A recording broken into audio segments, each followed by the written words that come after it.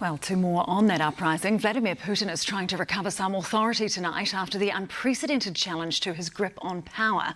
The army of Wagner mercenaries led by Yevgeny Prigozhin marched on Moscow until the Russian president was able to strike a deal to get him to turn back. No one seems to know where Prigozhin is now, but America's top diplomat says the revolt has exposed cracks in Putin's regime. Europe correspondent Lisa Raymer reports. Moscow was braced for civil war. Today it was basking in calm and sunlight. The Kremlin is desperately selling a picture of everything is as it was.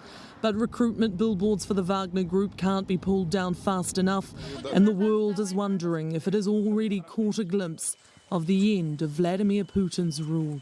We see cracks emerging. Where they go, if anywhere. When they get there, very hard to say. I don't want to speculate on it, but I don't think we've seen the final act. After a day of toxic infighting, the insurrection ended with the Russian mercenaries turning around just short of the capital.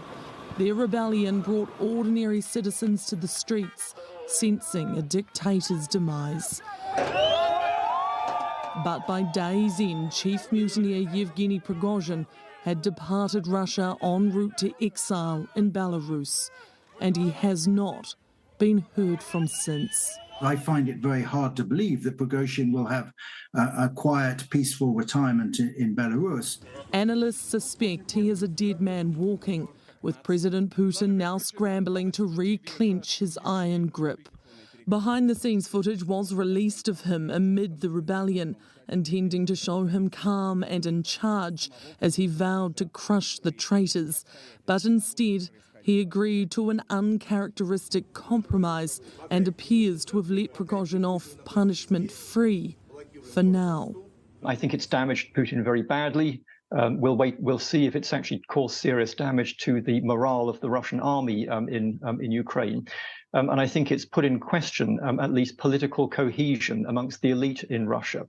So I think this is one act in a drama that we're going to see continuing to unfold over the coming weeks and months. Russian residents are still trying to make sense of the weekend. There are very serious problems in the country and they need to be solved, Dmitry says.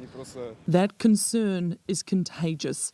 Across the border on the front line in Ukraine, Russian morale has been hit, and the Ukrainians now know